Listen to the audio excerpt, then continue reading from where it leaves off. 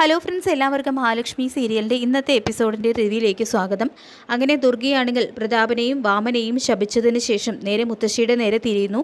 എന്നിട്ട് എല്ലാത്തിനും കൂട്ടുന്ന നിങ്ങൾ വേദന അനുഭവിച്ച് ഈ ലോകത്ത് നിന്ന് പോകൂ എന്ന് പറഞ്ഞുകൊണ്ട് മുത്തശ്ശിയെയും പ്രാകുന്നുണ്ട്.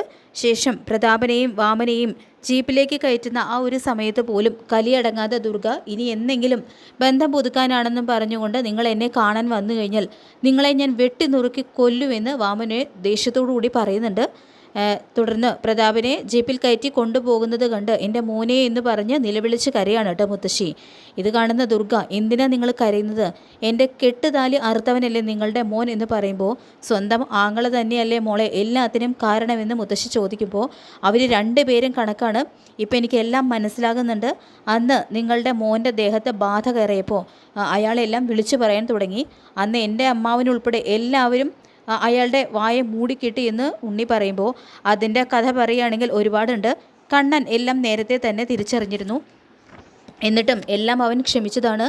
പക്ഷേ മഹിയെ തള്ളി താഴെയിട്ട് മഹിയെയും കുഞ്ഞിനെയും കൊല്ലാനായിട്ട് നിൻ്റെ ഭാര്യയെ നോക്കിയപ്പോഴാണ് എല്ലാവരും എല്ലാം അറിയട്ടെ എന്ന് കണ്ണൻ തീരുമാനിച്ചതെന്നും അനന്തു പറയുന്നു. തുടർന്ന് കണ്ണൻ പറയുന്നുണ്ട്, ആങ്ങളെ ജീവൻ്റെ ജീവനായിട്ട് കരുതിയിരുന്നവരുടെ നിങ്ങൾ ഇപ്പോൾ എന്തു പറയുന്നു എന്ന് ചോദിക്കുമ്പോൾ കണ്ണനെയും അനന്തുവിനെയും പോലും ഞെട്ടിച്ചുകൊണ്ട് കണ്ണൻ്റെ മുന്നിൽ പൊട്ടിക്കരഞ്ഞുകൊണ്ട് കൈ കൂപ്പുന്നുണ്ട് കേട്ടോ ദുർഗ, എല്ലാത്തിനും മാപ്പ് എന്നുള്ളൊരു മട്ടിൽ. തുടർന്ന് ഇനിയെങ്കിലും നല്ലത് ചിന്തിക്കാനും പ്രവർത്തിക്കാനും നോക്കുക എന്ന് അനന്തു ദുർഗയോടും ഉണ്ണിയോടായിട്ട് പറയുന്നുണ്ട്. ശേഷം ഇനി നിങ്ങളുടെ കൊച്ചുമോളെ എനിക്ക് മരുമകളായിട്ട് വേണ്ട, അവൾ എൻ്റെ വിശ്വേട്ടൻ്റെ കൊലയാളിയുടെ മകളാണെന്ന് തൻ്റെ തീരുമാനം തുറന്നടിച്ചുകൊണ്ട് ദുർഗയും ഉണ്ണിയും കൂടി പോകുന്നു. തുടർന്ന് കണ്ണൻ മുത്തശ്ശിയോടായിട്ട് പറയുന്നുണ്ട്, പ്രതാപൻ എന്തുകൊണ്ടാണ് സത്യം പറഞ്ഞത് എന്ന് എനിക്ക് മനസ്സിലായി.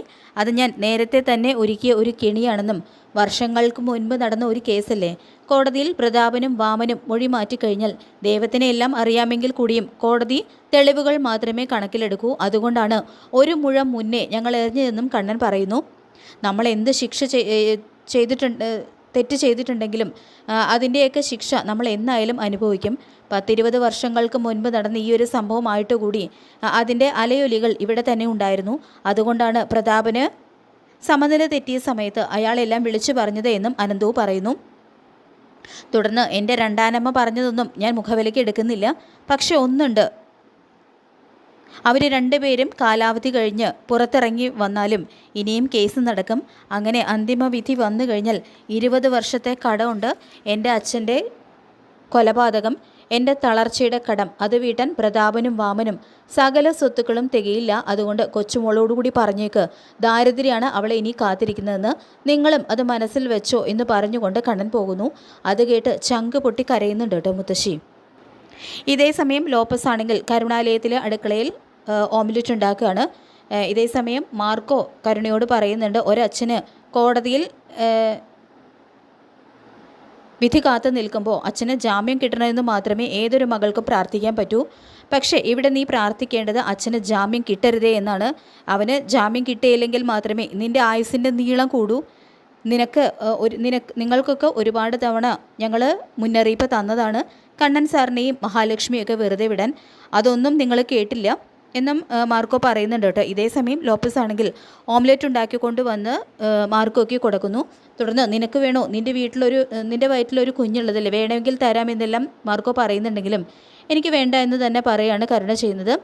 ഇതേ സമയം ഒരു കോള് വരുന്നതും കരുണ ഫോണെടുത്ത് നോക്കാൻ തുടങ്ങുമ്പോൾ വെക്കിടി എവിടെയെന്ന് പറയുന്നുണ്ട് കേട്ടോ മാർക്കോ കരുണയോട്. തുടർന്ന് ഫോണെടുത്ത് നോക്കുന്ന മാർക്കോ ഇവളുടെ മുത്തശ്ശിയല്ല വേറെ ആരോ ആണെന്ന് പറയുന്നു. അവർക്ക് ജാമ്യം കിട്ടിയിട്ടുണ്ടെങ്കിൽ അനന്ത് സാർ ഇപ്പോൾ വിളിച്ചേനെ എന്ന് ലോപ്പസ് പറയുമ്പോൾ അങ്ങനെ അവർക്ക് ജാമ്യം കിട്ടുകയാണെങ്കിൽ ജയിലിൽ കിടക്കുന്നതിനേക്കാൾ വേദനയായിരിക്കും അവർക്ക് കിട്ടാൻ പോകുന്നത് എന്ന് മാർക്കോയും പറയുന്നു. നിനക്ക് വേണ്ടിയല്ലേ നിൻ്റെ അച്ഛനും മുത്തശ്ശിയൊക്കെ ഇത്രയും കൊടും ക്രൂരതകൾ ചെയ്തു കൂട്ടിയത്. അങ്ങനെയുള്ള നിൻ്റെ അച്ഛനും മുത്തശ്ശിയും കാണണ്ടായെന്ന് മാർക്കോ പറയുന്നുണ്ട് കേട്ടോ. അപ്പോൾ ഇതെല്ലാം കേട്ട് കരുണയാണെങ്കിൽ അവിടെ ഇരുന്ന് പൊട്ടിക്കരഞ്ഞുകൊണ്ടിരിക്കുകയാണ്. പണത്തിനു വേണ്ടി നിൻ്റെ അച്ഛൻ വാമദേവൻ്റെ കൊട്ടേഷൻ ഏറ്റെടുത്തു, എന്നിട്ട് കണ്ണൻ സാറിൻ്റെ അച്ഛനെ കൊന്നു, എന്നിട്ട് അത് അയാൾക്ക് മര്യാദയ്ക്ക് അനുഭവിക്കാൻ കഴിഞ്ഞോ എന്നും മാർക്കോ ചോദിക്കുന്നുണ്ട്. ഇനി അവൻ്റെ സമ്പാദ്യം മുഴുവൻ തീരും. വാമദേവൻ്റെ അവസ്ഥയും അതുതന്നെയാണ്. ഈ കേസ് നടത്താൻ വേണ്ടിയിട്ട് വാമദേവന് വീടും പറമ്പും ഒക്കെ വിൽക്കേണ്ടി വരും. കണ്ണൻ സാറിൻ്റെ കയ്യിൽ നിന്നും ഇനി ഒരു സഹായവും അവനും അവൻ്റെ കുടുംബത്തിനും കിട്ടാൻ പോകുന്നില്ല എന്ന് മാർക്കോ പറയുന്നു. പിന്നീട് കാണിക്കുന്നത് ഹോസ്പിറ്റൽ. ലേഖയാണെങ്കിൽ കുഞ്ഞിനെ മടിയിൽ ഇരുത്തി ലാളിച്ചുകൊണ്ടിരിക്കുകയാണ്. ഇതേ സമയം അനന്തവും കണ്ണനും വരുന്നുണ്ട്. അപ്പോൾ അവരെ കാണുമ്പോൾ തന്നെ എന്തായി മോനെ എന്ന് ചോദിക്കുമ്പോൾ അവർക്ക് ജാമ്യം കിട്ടിയില്ല എന്നും റിമാൻഡിൽ വിട്ടു എന്നും കണ്ണൻ പറയുന്നത് കേട്ട് മോഹിനിക്കും മഹിക്കുമൊക്കെ ഒരുപാട് സന്തോഷമാവുന്നുണ്ട്. ഉണ്ണിയും അമ്മയും കോടതിയിൽ വന്നിരുന്നു എന്ന് മഹി ചോദിക്കുമ്പോൾ വന്നിരുന്നു എന്നും കാര്യങ്ങളൊക്കെ അവർക്ക് മനസ്സിലായി എന്ന് കണ്ണൻ പറയുമ്പോൾ എന്നിട്ട് അവരുടെ പ്രതികരണം എങ്ങനെയായിരുന്നു എന്ന് ലോക ചോദിക്കുമ്പോൾ കോടതിക്ക് പുറത്ത് വെച്ച് അവരെ രണ്ടുപേരെയും ഇവൻ്റെ രണ്ടാനമ്മ തല്ലിയില്ല എന്നേ ഉള്ളൂ, രണ്ടുപേരെയും പ്രാഗി കൊന്നു എന്ന് പറയുന്നുണ്ട് കേട്ടോ അനന്തു. ഇനിയെങ്കിലും അവർ നന്നാവൂ എന്ന് മോഹിനി ചോദിക്കുമ്പോൾ ഒന്നും അറിയില്ല എന്ന് പറയുന്നുണ്ട് കണ്ണൻ. തുടർന്ന് അനന്തു നിനക്ക് എല്ലാം അറിയാലോ, എൻ്റെ രണ്ടാനമ്മയായിട്ട് അവർ വന്നതിന് ശേഷവും ഞാൻ അവരെ വെറും രണ്ടാനമ്മയായിട്ടല്ല കണ്ടത്, എൻ്റെ സ്വന്തം അമ്മയായിട്ട് തന്നെയായിരുന്നു അവർക്കും എന്നെല്ലാം കണ്ണൻ പറയുമ്പോൾ അത് ശരിയാണെന്നും അവർക്കും ഇവനോട് വലിയ സ്നേഹമായിരുന്നു എന്ന് പറയുന്നുണ്ട് കേട്ടോ അനന്തു. അച്ഛൻ മരിച്ചതിന് ശേഷം വാമദേവനാണ് അമ്മയുടെ മനസ്സിൽ വിഷം കുത്തിവെച്ചത്. അങ്ങനെയാണ് അവർക്ക് സ്വത്തിനോടും പണത്തിനോടൊക്കെ ആർത്തി തോന്നാൻ തുടങ്ങിയത്. എനിക്ക് നല്ല ജീവിതം കിട്ടരുത് എന്ന് അവരാഗ്രഹിച്ചതും അതുകൊണ്ട് തന്നെയാണ് എന്നെല്ലാം കണ്ണനും പറയുന്നുണ്ട് കേട്ടോ. ഇനി അതിനൊക്കെ ഒരു മാറ്റം ഉണ്ടാകും. അവരുടെ താലി അറുത്ത സ്വന്തം ആങ്ങളയോട് ക്ഷമിക്കാനൊന്നും അവർക്കൊരിക്കലും കഴിയില്ല. അതിൻ്റെ ഒരു ദേഷ്യവും സങ്കടമൊക്കെ അവർക്ക് കാണുമെന്നെല്ലാം മോഹിനി പറയുമ്പോൾ അതൊന്നും നമുക്ക് ആരുടെയും മനസ്സ് നമുക്ക് തിരിച്ചറിയാൻ കഴിയില്ല എന്ന് പറയുന്നുണ്ട് കേട്ടോ കണ്ണൻ. ഇതിനിടയിൽ മാർക്കോ ഒരു കളി കളിച്ചു എന്നും തുടർന്ന് നടന്നതെല്ലാം കണ്ണൻ മോഹിനിയെയും മഹിയെയും അറിയിക്കുന്നു. കരുണയുടെ ജീവന് എന്തെങ്കിലും സംഭവിക്കുമോ എന്ന് പേടിച്ച് പ്രതാപൻ മൊഴി മാറ്റിയില്ല. പ്രതാപൻ നടന്നതെല്ലാം കോടതിയിൽ നടന്നതുപോലെ തന്നെ പറഞ്ഞു. അത് കേസിന് ഗുണമായി എന്നും കണ്ണൻ പറയുന്നുണ്ട്. ഇനിയെങ്കിലും പ്രതാപനും അയാളുടെ അമ്മയും നന്നാവട്ടെ എന്ന് മോഹിനിയും പറയുന്നുണ്ട്. തുടർന്ന് കരുണയ്ക്കാണെങ്കിൽ അവളെ പ്രസവിച്ച അമ്മയായ ഞാൻ ജീവനോടെ ഉണ്ട് എന്നുള്ളൊരു തോന്നൽ പോലും ഇല്ല. അതുകൊണ്ട് തന്നെ എൻ്റെ ഉപദേശങ്ങളൊന്നും അവളെ കേൾക്കുകയില്ല. എന്തായാലും ഞാൻ അവിടം വരെ ഒന്ന് പോയി നിങ്ങൾക്കുള്ള ഭക്ഷണവും കൊണ്ടുവരാം എന്ന് പറഞ്ഞുകൊണ്ട് മോഹിനി പോകുന്നു.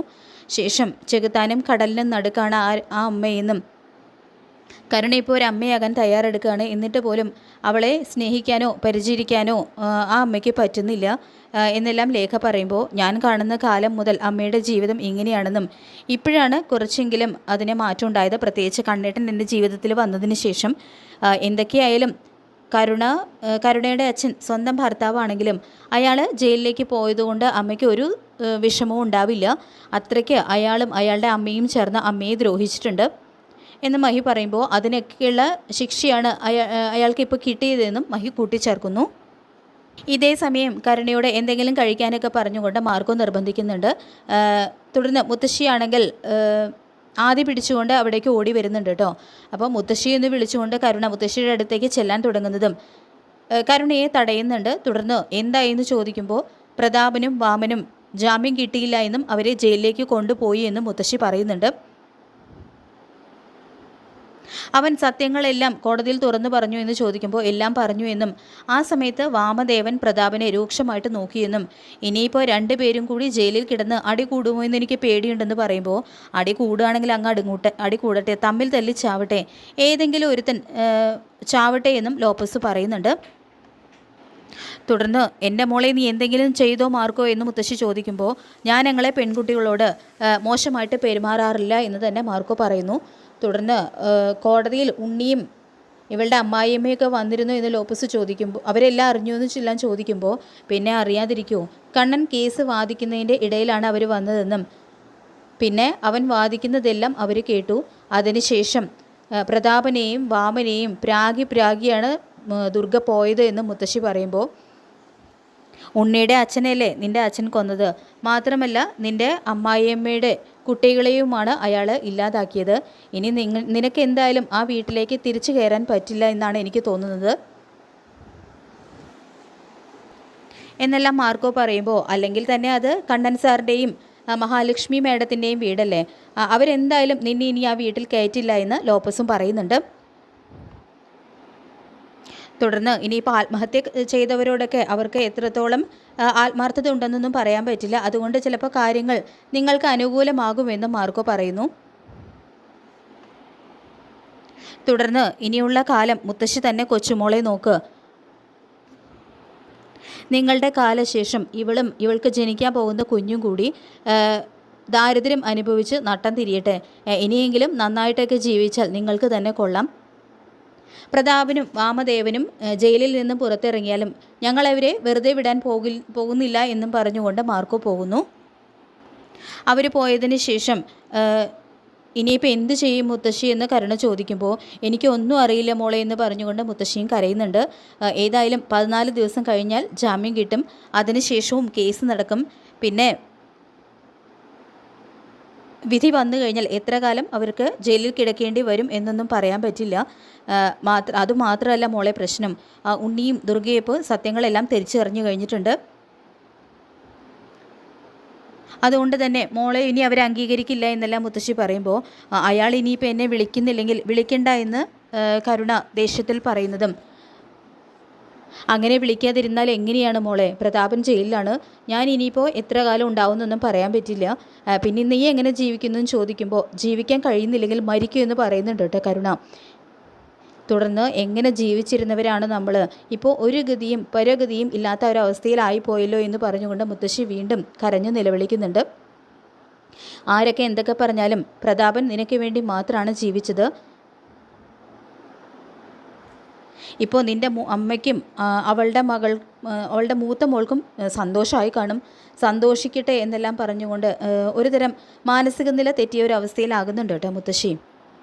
പിന്നീട് സീമന്തിനി ന്യൂസിൽ നിന്നും കാര്യങ്ങളെല്ലാം അറിയുന്നു. തുടർന്ന് കരഞ്ഞുകൊണ്ട് മേഘൻ്റെ അടുത്തേക്ക് ചെല്ലുന്നുണ്ട്.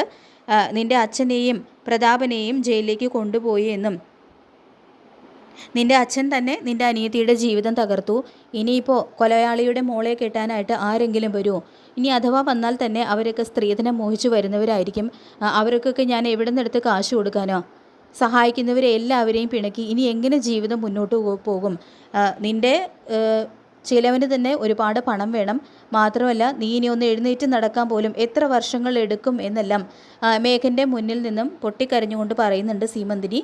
അത് കേട്ട് വിഷമിക്കുന്ന മേഘനെ കാണിച്ചുകൊണ്ടാണ് എപ്പിസോഡ് അവസാനിക്കുന്നത്. ഈ റിവ്യൂ ഇഷ്ടപ്പെട്ടെങ്കിൽ ലൈക്ക് ചെയ്യുക, ചാനൽ കൂടി ഒന്ന് സബ്സ്ക്രൈബ് ചെയ്ത് സപ്പോർട്ട് ചെയ്യുക. താങ്ക്